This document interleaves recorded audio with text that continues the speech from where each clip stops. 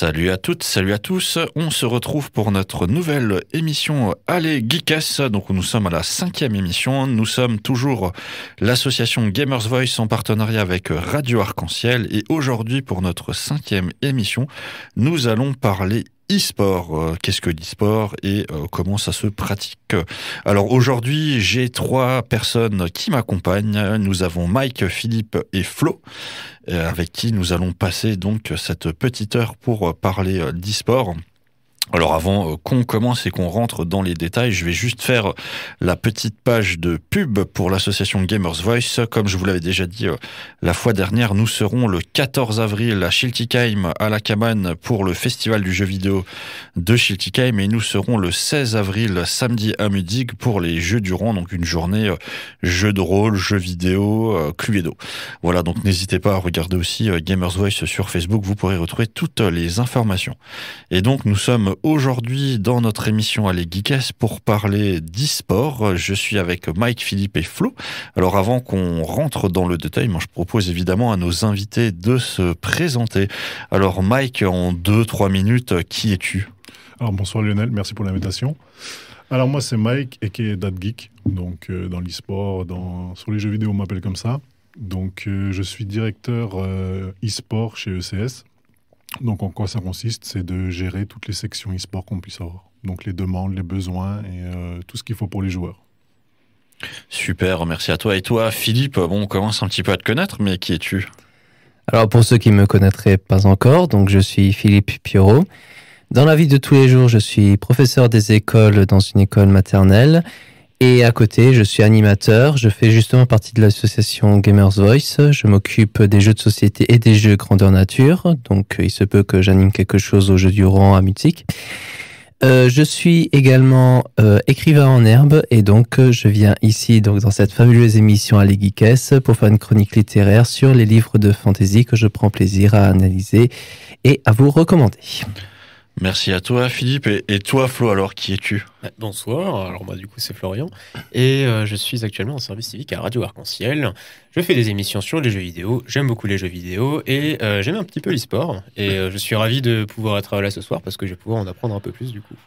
Bah écoute, je vous remercie tous les 3 évidemment d'être présents parmi nous et Mike donc qui fait partie de l'e-sport club Strasbourg qui pourra évidemment répondre à toutes les interrogations sur le monde de l'e-sport. Alors avant qu'on commence à parler vraiment d'e-sport, je vous propose de répondre à quelques petites questions pour se mettre un petit peu dans le bain.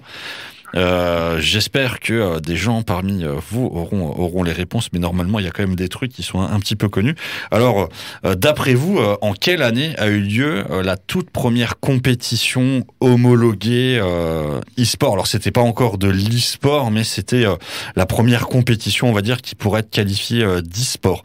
Est-ce que vous avez peut-être une idée de date de cette compétition? Alors ce n'était pas sur Pong, je vous le dis tout de suite, mais on est quand même sur quelque chose d'assez vieux. Toi, Mike, qui on va dire est notre expert e-sport ce soir, est-ce que tu aurais une idée? Apparemment, je suis pas tant expert que ça parce que non, je sais pas vraiment. C'est étonnant. C'est en France, c'est dans le monde? Alors ce n'était pas en France, c'était aux États-Unis. Aux États-Unis. C'était exactement à Stanford, donc qui est l'école d'ingénieurs de Californie. Est-ce que l'un de vous aurait une idée? N'hésitez pas à lancer des idées comme ça pour vous aider. Pong, c'est 71, hein, donc vous savez que c'est après 71. À partir du moment que on va quand même voir dans cette émission que l'e-sport est quand même lié à Internet, moi je dirais à partir des années début 2010. J'aurais dit plus tôt. Il a dit que c'était vieux en plus. Oui. 80. 90. Alors là on a 90 et toi Mike, tu tentes les années 80? Ouais, années 80. Allez, donc l'un de vous est assez proche. Ça m'impressionne. En fait, c'est Mike qui était le plus proche avec ses années 80. Alors c'est en 1972, c'était à Stanford. Wow. Aux États-Unis et le jeu c'est Space War. Donc en fait Space War, pour ceux qui connaissent peut-être le jeu qui s'appelle Asteroid, on est sur un jeu assez similaire, mais Asteroid c'est un jeu en fait où vous contrôlez un espèce de vaisseau triangulaire, vous tirez sur des astéroïdes, d'où le nom Asteroid. Space War en fait on est un peu dans le même objectif, sauf que vous ne tirez pas, vous devez juste éviter les astéroïdes. Et donc la compétition qui a été organisée organisé en 1972 à Stanford, c'était simplement des joueurs qui avaient chacun son poste et l'objectif, les joueurs commençaient en même temps et l'objectif c'était tout simplement de savoir lequel allait survivre le plus longtemps. Et donc celui qui était le dernier à mourir gagnait la compétition et on mourait tout simplement en se faisant exploser par un astéroïde. D'accord. Donc voilà, il fallait esquiver tout simplement les débris et donc voilà, on esquivait et donc alors je vais rebondir puisque ça c'était la première compétition, on va dire, mais quand on parle d'e-sport, il y a une autre date clé dans le domaine de l'e-sport, qui est la vraie première compétition qui est considérée vraiment comme la compétition e-sport, qui a eu lieu beaucoup plus tard. Là, je vais vous aider, c'est dans les années 90. Et d'après vous, alors, quelle serait la date de cet événement? Philippe a donné une petite aide peut-être en disant il y a ce côté Internet. Donc, on est déjà dans quelque chose où, effectivement, il y avait l'Internet, etc. Mais c'était dans les années 90. Alors, d'après vous? 98. Alors, on a 98. Moi, j'ai Unreal Tournament en tête, mais je saurais pas. Alors, attends, 97? Je sais plus quand il est sorti. Ouais. Moi, je dirais 1996. Alors, en fait, vous êtes tous les trois... Allez, je vais dire, vous avez tous les trois raison. La date exacte, c'est 97. Et effectivement, Flo, en réfléchissant comme ça, tu as bien trouvé. Alors, c'est une compétition qui a été créée... Enfin, qui a été... organisé en 1997. Il faut savoir que l'entreprise qui a lancé ce truc, c'est une petite entreprise. Je sais pas si vous en avez jamais entendu parler. Ça s'appelle Microsoft. Qui est-ce? C'est une entreprise qui s'était lancée là-dedans, qui a organisé une compétition qui s'appelait le Raid Annihilation, qui était sur le jeu Quake.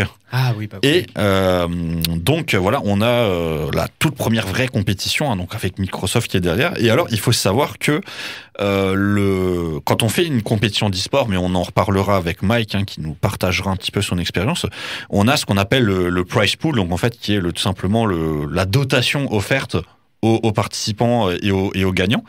Et il faut savoir, alors là, dernière question que je vais vous poser, c'est d'après vous, quel était le prix que recevait le gagnant lors de cette compétition? Je vais vous aider. Ce n'était pas de l'argent. En fait, on lui a donné un bien mobilier en tant que champion. Quel était, d'après vous Ça devait être ridicule, je suis sûr. Un cookies. Alors, je vais vous aider là aussi. En fait, la valeur exacte de ce bien était de $100,000 à l'époque. Ah ouais, quand même. Hein. Ouais, ça ferait cher le cookies, Voilà. effectivement. Donc on lui a pas donné en fait de l'argent en cash, on lui a donné, si vous voulez, je sais pas, c'est comme si on vous donnait un diamant qui vaut $100,000. Donc d'après vous, c'est quoi que cette personne a gagné lors de cette première compétition? $100,000 c'est pour une première compétition, c'est quand même énorme. Hein. Ouais. Sur Quake. Un setup complet, je sais pas. Un setup à $100,000. C'est un bon setup. Ouais, très bon C'est setup. Microsoft, hein. Alors $100,000 en 1997, ça Ouais, devrait c'est- faire 250,000 ou $300,000 Une aujourd'hui. maison. 97. Ah, on est, c'est pas une maison, mais on est quand même dans quelque chose qui est utilisé quasiment tous les jours. Voiture. C'était une voiture, Ouais. effectivement. C'était une Ferrari 328 GTS à $100,000, donc qui était le prix pour le grand vainqueur. Voilà, une magnifique Ferrari qui était exposée pendant la compétition, et le vainqueur, en fait, voilà, il a remporté cette compétition, et en fait, on lui a donné les clés et il est reparti directement en Ferrari chez lui, donc une voiture à $100,000. Donc Je pense c'était qu'elle a été revendue rapidement, à mon avis. alors, malheureusement, l'histoire ne nous dit pas s'il l'a revendu le lendemain en rajoutant son autographe, puisqu'à ce moment-là, c'était quand même, je me souviens plus du nom du champion, mais je sais que pendant quelques années, en fait, il a vraiment réussi à être connu et à vivre de ça, mais on va justement en parler dans la suite de notre émission. Bah, Donc toi, oui. Je dirais qu'en tant qu'ancien geek, si effectivement il a passé des années à s'entraîner sur Quake, par exemple dans son garage, comme tous les vieux geeks qui se respectent, bah, on peut dire qu'il a fortement bien rentabilisé ses entraînements. Hein. Oui, Ouais, clairement. c'est ouais. clair. Bah, on en parlera justement un petit peu après sur la valorisation aussi justement des jeux dans l'e-sport.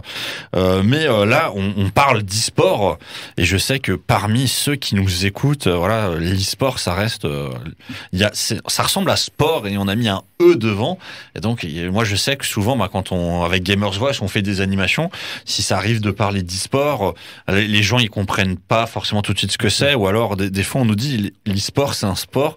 Toi, Ouais. Mike, justement, qui est dans une association e-sportive, c'est quoi